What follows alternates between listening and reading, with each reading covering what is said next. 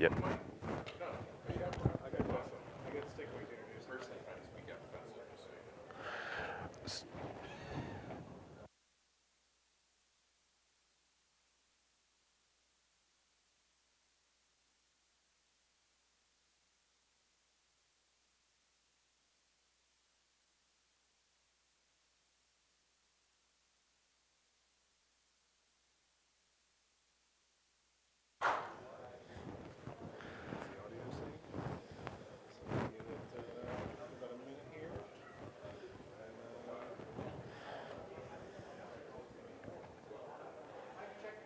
Yep. Can you hear me? You can't hear me? All right, how about now? Can you hear me now? Nope.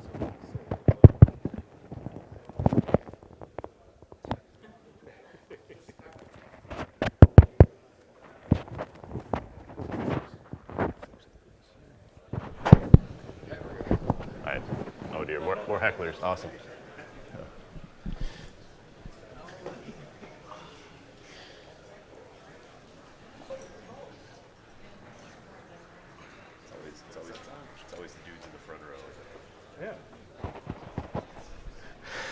Hello, BSides DC.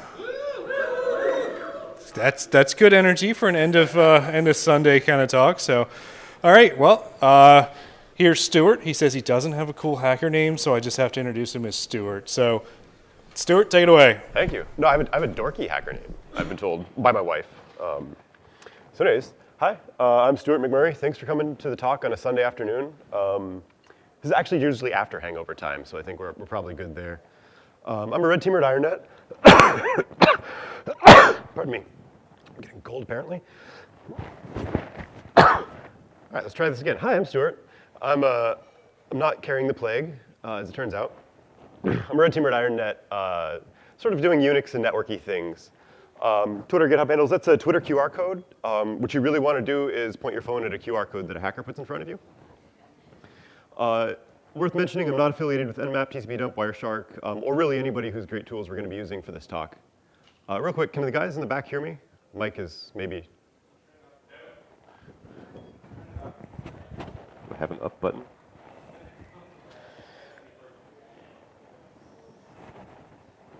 I could just shout. So where's the Mr. AV man? Is there a? Yeah, I've done that about 6 times. Put it higher on me.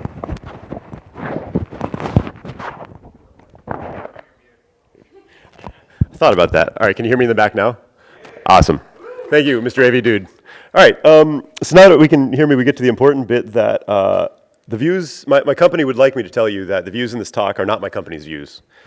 Also, when you're doing networking sniffing and injection and whatnot, it's you can do some things that maybe you shouldn't do without telling somebody. So consult the appropriate authorities and don't just start watching a network without or shoving things onto a network without asking. So before we get into this, what is libpcap? It's what underlies. There we go.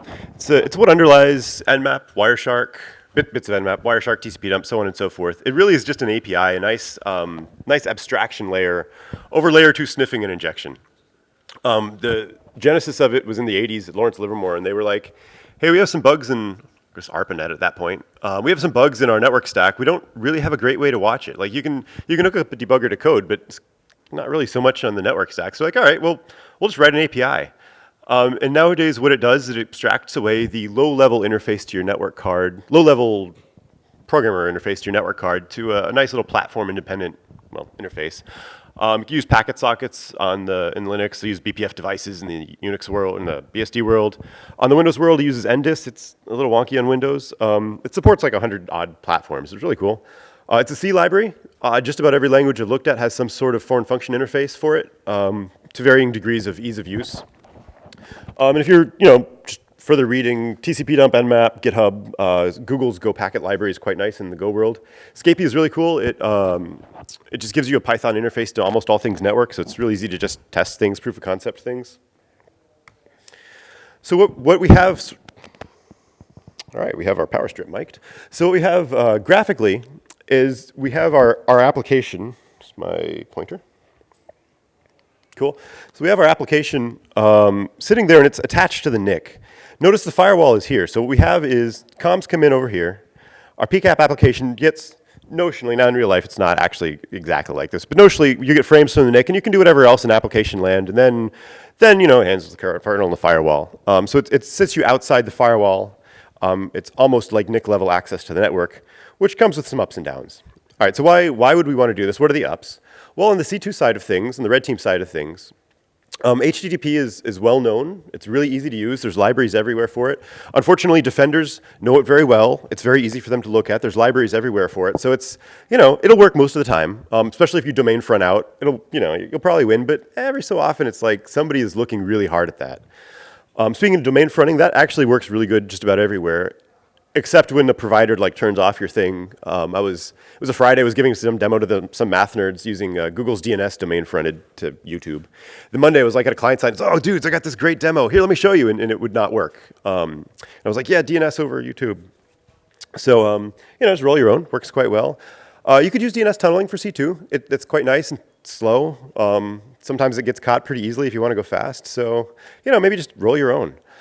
On the sniffing side of things, not the injection C2 making comms, there's a lot that happens on the wire. If you just sit and watch a wire, if you just tcpdump on a box you pop, there's all sorts of good things there. I was on a box once and was like, hey, I wonder what's on here, and I found LDAP, just kind of normal on a Linux box. And I found LDAP was using hashes, just sending hashes in the clear, which is not great, but kind of normal. I found those hashes were des, and I'm like, hey, I'll just wrap tcpdump and grab some hashes. So worked pretty good there, and you can just kind of make your own little bespoke ettercap or bettercap or arcane enable or whatever without the fuss or the signatures that brings. And on the sniffing side, we'll see in several slides later, it'll give you some comms. You can do comms but without actual network sockets-ish, just a packet socket.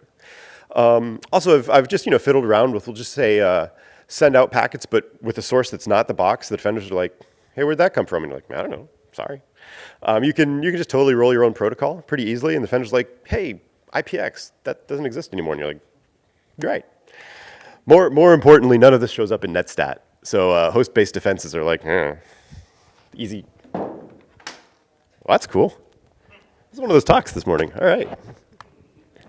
So that's me right there right now.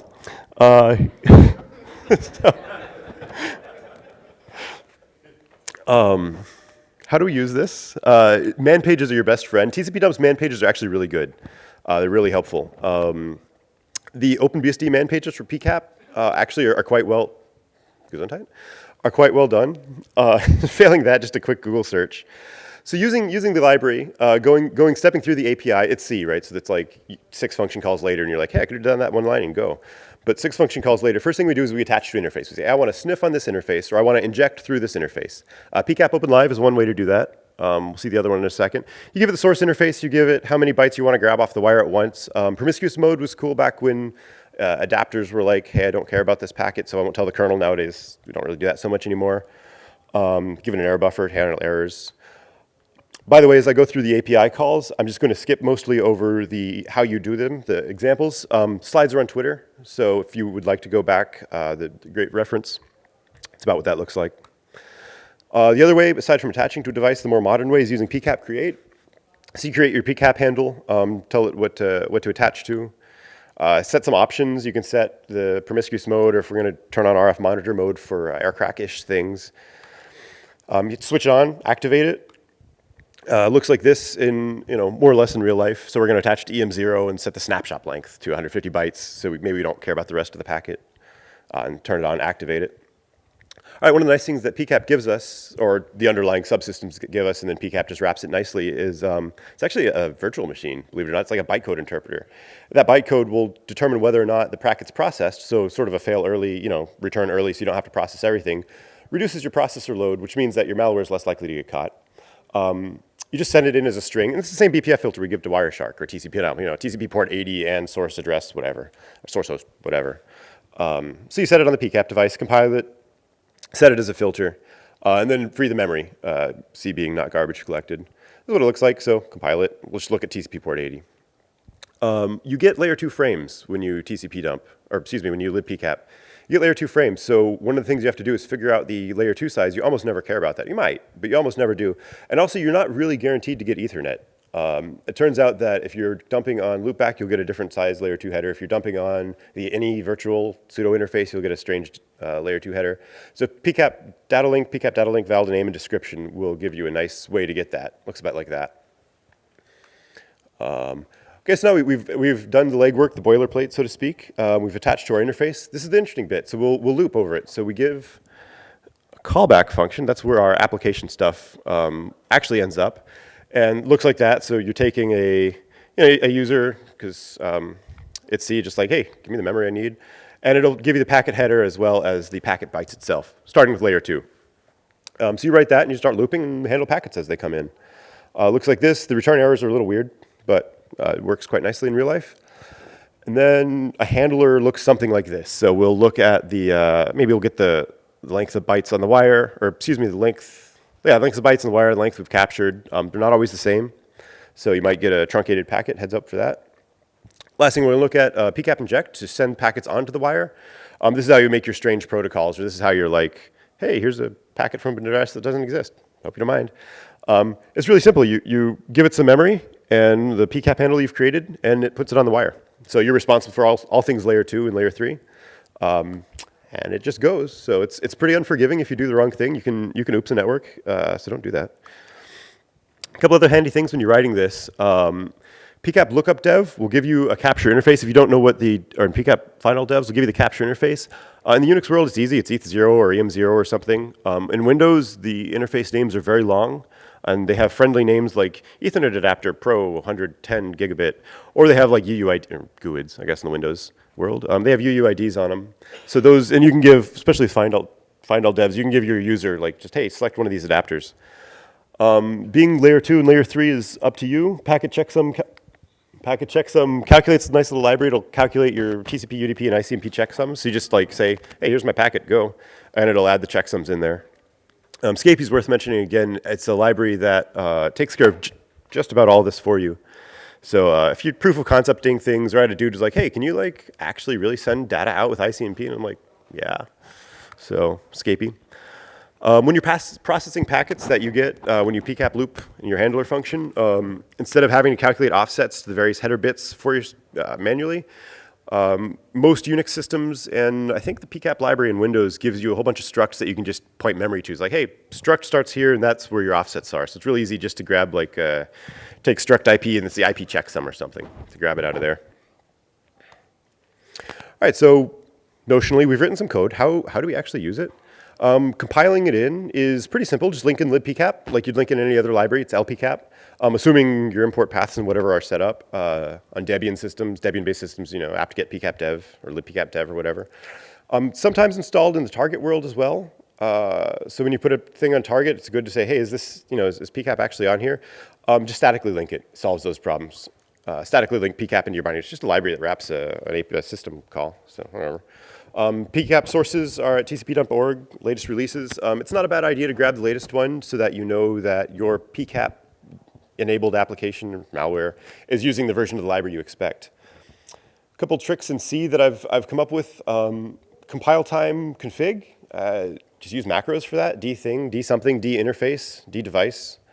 Is a great way to set a device. If you know what's on target, but you don't want to have to do some sort of like config file or like just guess at the right interface.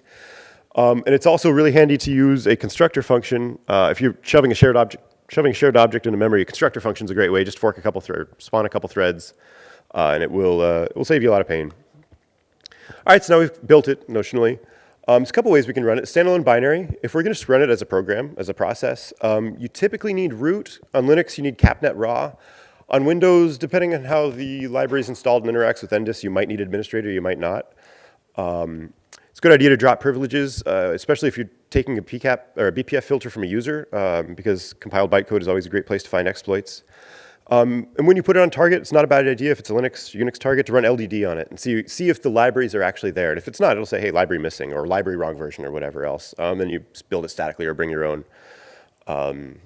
Use LD preload for that. If you're using it as an injectable library, if you're shoving it into something, whatever process is running needs access to whatever underlying mechanism PCAP used for that target. So if it's a Linux box, you need that process to be able to make a packet socket, which is not universal. Pretty much anything that starts on boot will. Cron, systemd. Systemd is interesting to inject into, but that works. Containers get kind of funny because of how they interact with interfaces. So make sure you're preferably not in a container environment, or maybe you're just sniffing. That's fine too. I found out when doing this, if I either pre-thread create or just fork and fork, it solves a lot of problems. Still pretty hard to see. If you inject into syslog and you have another syslog process, I mean, nobody's really going to notice. Or if you have another thread, nobody's really going to notice. If you're just like taking over a process, it gets kind of funny.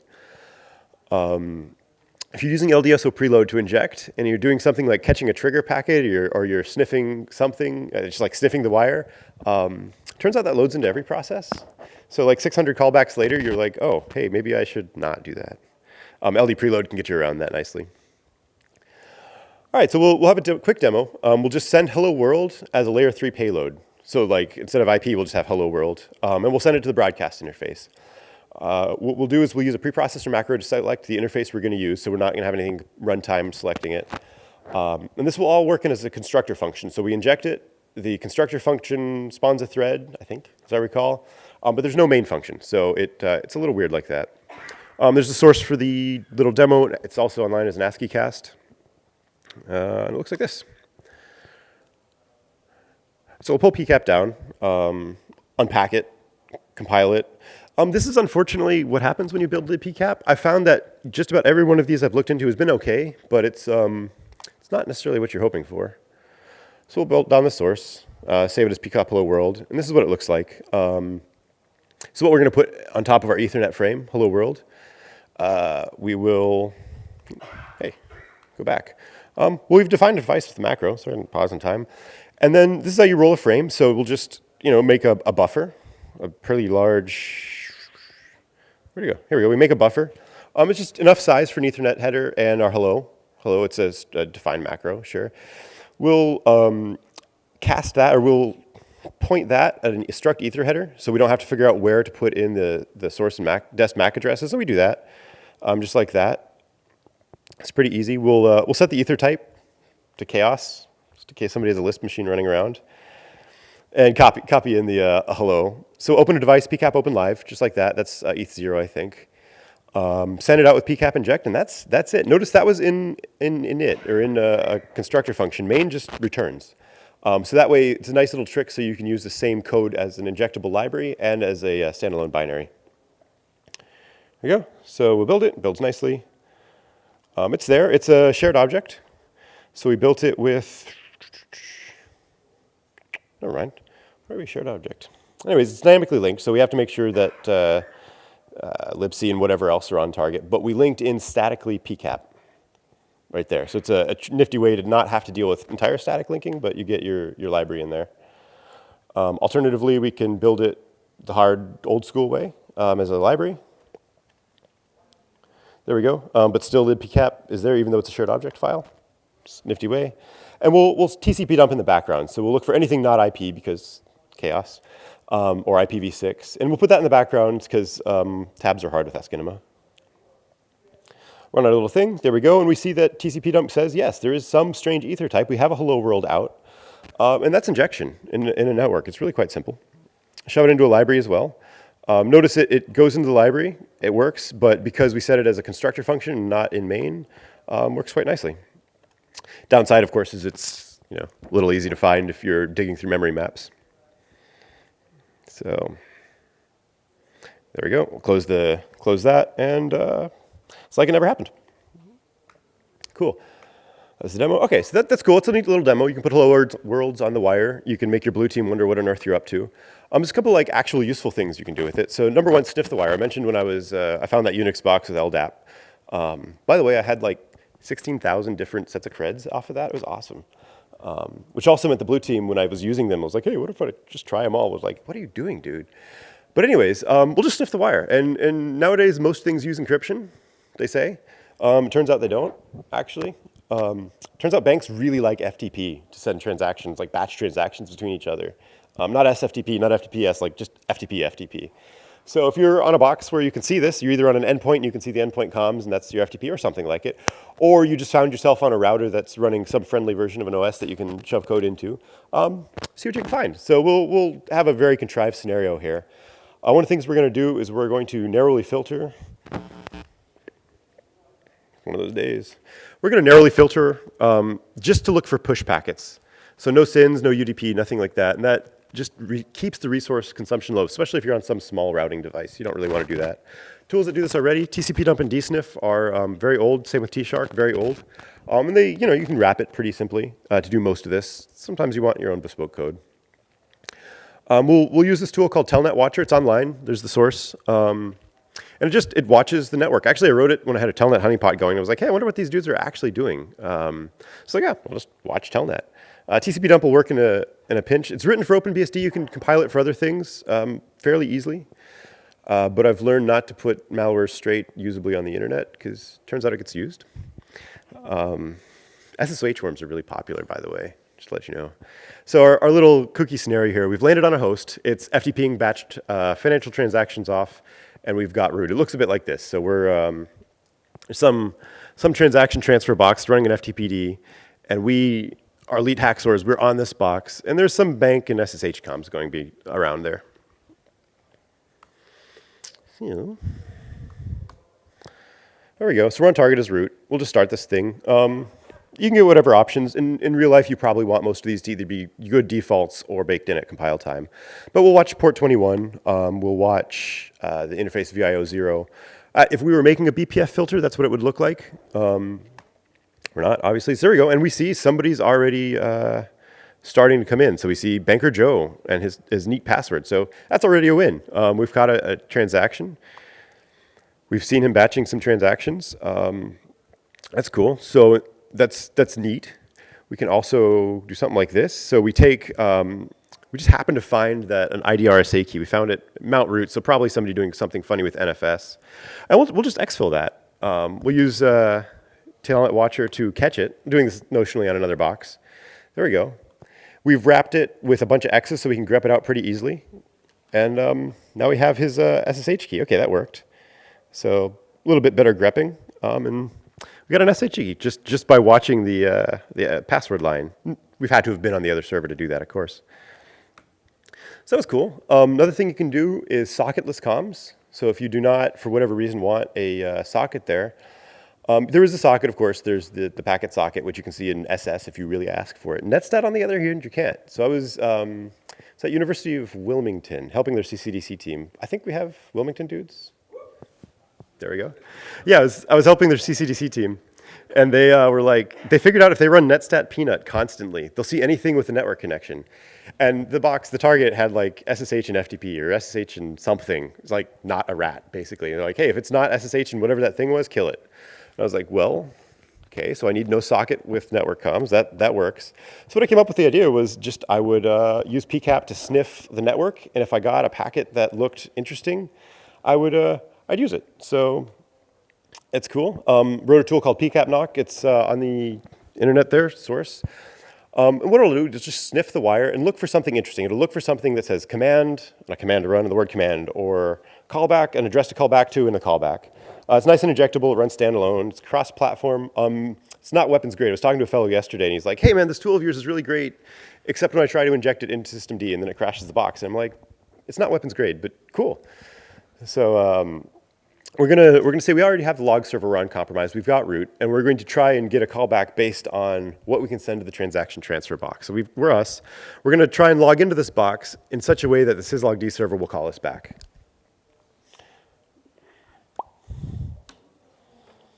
So there's VIO0. So we're on .42. And we'll SSH to .43 with this address, with this username. Call me back to docket 42, port 4444. And a bunch of things up here to just make less noise. And we got a connection, .44, which is not 43, which we SSH to, not 42. So that's that log server. This was the log entry, by the way. We can see, yeah, we're on there as root. This is our little shell. Knit is something that nobody's ever going to kill, just in case. And it's just shoved in as libpk. So you just shove something in there using PCAP, shoved into a systemd, by the way, to init. Shove it into init. Nobody will notice. There we go. That's how we did it. That's the LDS at a preload.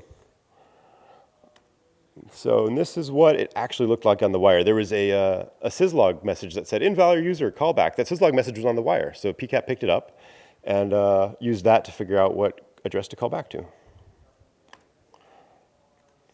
Cool. Another thing you can do, bypass a firewall. So I was fiddling around with this, and I realized that PCAP sits outside of the firewall on Linux, Unix. So if I use PCAP to grab something, I can skip over the firewall and inject something into the network stack with a tap device. Also works with a ton device if you just want to go for layer 3. Cobalt Strike does something pretty similar with it does, forget the VPN thing. SSH will do this also for you, just a little more complicated. If you actually want to weaponize this, it's a pretty good first libpcap project. It's fairly simple. So we'll have is the kernel talking, excuse me, the network talking via libpcap, just some userland process, which will shove data into the kernel over tap 0. This also works on OpenBSD. It's pretty trivial to port to anything else, but not much like random people grabbing stuff for OpenBSD off the internet. Source scenario, the same boxes we've been on. FTP isn't working anymore for our access. We've got cred use with SSH, but we still want to like open up that FTP again. By the way, you end up doing a lot of fiddling with BPF filters and fconfig when you do this. So this is what it looks like. We have the network out here. It'll send data to the NIC. Normally, the firewall will drop it and say, no, this isn't something we want. We don't want FTP anymore. But the NIC sends to the process, bypass FW, the tcpdump or libpcap using process, which will send it then into its virtual NIC into a kernel. So it's just a nifty way to hop around a firewall. Looks like this. So FTP no longer works for us. We can't grab Etsy password. We can still SSH in though, so we'll do. Banker Joe will let us in. Same transaction transfer box. And we see that, sure enough, we have a block drop in, a default block, and just a pinhole punched for 22. So that's a problem for us. So what we'll do, we'll just put bypass FW on the box, because we can still SSH in, get back on the box. We need to know the MAC address. So this is 64FC is the MAC address for this, the interface that we're going to mooch from and bypass, hop over the firewall with. There we go. So we make a tap device, and we'll give it the same MAC address, because the kernel expects things coming from the interface with the MAC address if you're going to give it to it with a MAC address. Sure. There we go. They look pretty similar. Different IP address, but pretty similar. And we'll run it and say, hey, anything coming into, any ARP packet we'd like, anything coming into 1.254. So we sort of functionally now have tap 0 on the network with the address 254. Also another good address, because people are like, it's probably something the network dudes are using. We'll just ignore that. And now we try 254, and sure enough, it works. We get its password down, and hopped over a firewall just easily with that. Last demo is EDR defang. And when I was writing these, I was like, hey, these are all great. They all work on Unix. Most of them work on Linux, which you'll find everywhere. I was like, what about Windows? What if I try to write PCAP code for Windows? And the answer is, don't do that. It's not a kind thing to do. So, but I was like, what does Windows give me that's kind of neat and hackerish? And turns out they have a nice API to drop a TCP state from the state table. So you can say, yeah, I know we're doing TCP comms, just forget about it. Not like send a reset, not send a fin, it just like, it doesn't exist anymore. So I was like, hey, if I catch a SYN to something I don't want somebody talking to, I can tell Windows to ignore it, because it'll make a state. And I was like, hey, no, never mind, we're not doing that. So it's like, well, what is worth dropping? And EDR is worth dropping. So EDR usually nowadays has to call it to some C2 management, server. That's, dude, these things, it's like, yeah, I can get a shell on your box and do admin stuff, and I can transfer files, and like, that's SSH. That's a rat. What are you doing, dudes? But anyway, so we'll catch a SYN, and as soon as we see it from some defined range that we know the EDR uses, or the other way around, like, we only want this box as the bad guys to be able to talk to us, you'll make your users kind of mad. Like, don't do this if you don't have to. But it works. So we get a SYN, a drop, a SYNAC. The box is like, hey, I have no record of this connection, and a reset. TCP kill is pretty similar, except it forges a bunch of resets, because back then Linux did not have an API for this. So we're just going to watch packets matching the filter, or BPF filter, set TCP entry. The only thing set TCP entry does, in typical Windows fashion, is it drops TCP entries. So I wrote this for Windows. If you're reading my Windows code, I would like to apologize for the lack of Windowsy things. I use I use functions like open and printf. This is probably something you want to incorporate as another tool. You probably don't want to write just a standalone tool, but it works. So in this scenario, we'll pretend we found a Windows box after hours. We pretend we don't really know where the management servers are, but what we want to do is just wipe the box. Sort of a corny Sony-ish thing. Source for the EDR sniper, the PCAP-ish tool, and the source for the wiper. The wiper is actually don't put it somewhere you don't expect to wipe, but it's a nifty little way to say, hey, you're like super elite AI, ML, AV that detects things before they run. Doesn't. One thing to note about Windows, though, is PCAP sits inside the firewall. So you have the NIC, and it sends data. First, it gets firewalled, and then through NDIS, the driver layer, it'll go to your PCAP process. So it's not quite as nice and friendly. You can't do so many crazy things on Windows, but that's what you got. So there is no Askinema for this, just some screenshots. This is what, I started wiping, started deleting things. I understand that you should not be deleting all these things on Windows, I've been told. And this 7 address here, gents in the back, can you see that? Gentlemen and ladies in the back, is that? No. This is going to be interesting.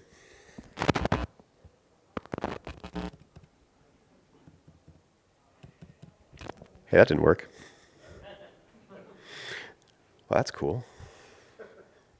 I apologize to the people in the back.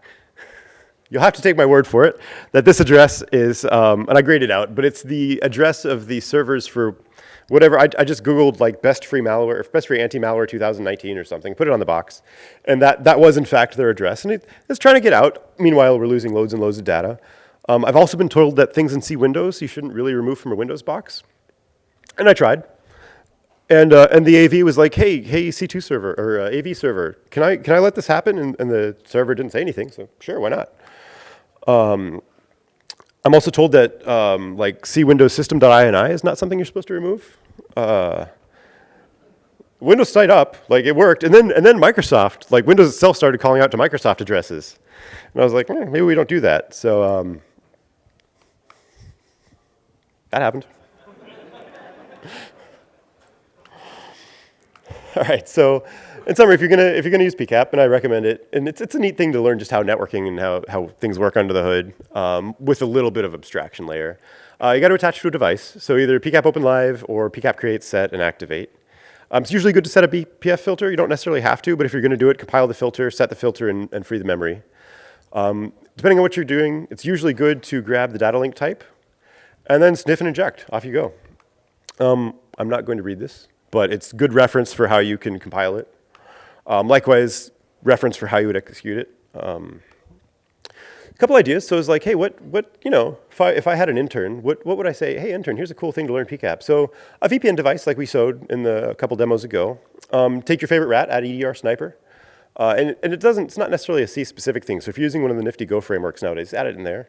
Weaponize PCAP knock, maybe add some encryption, add some authentication, add some replay protection. A port scanner would be kind of cool, an injectable port scanner, maybe using a different source address so that you have, you own another box and that's where you're getting the syntax or something like that. It'd be kind of cool to get your shell output or exfil or whatever over SYN packets or ICMP or whatnot. All right, so thank you for coming. Any questions? None. That, by the way, is another legit QR code. All right, so is that a hand or was that a... Nope, that was a scratching of a neck. All right, well, no questions. Thanks for coming.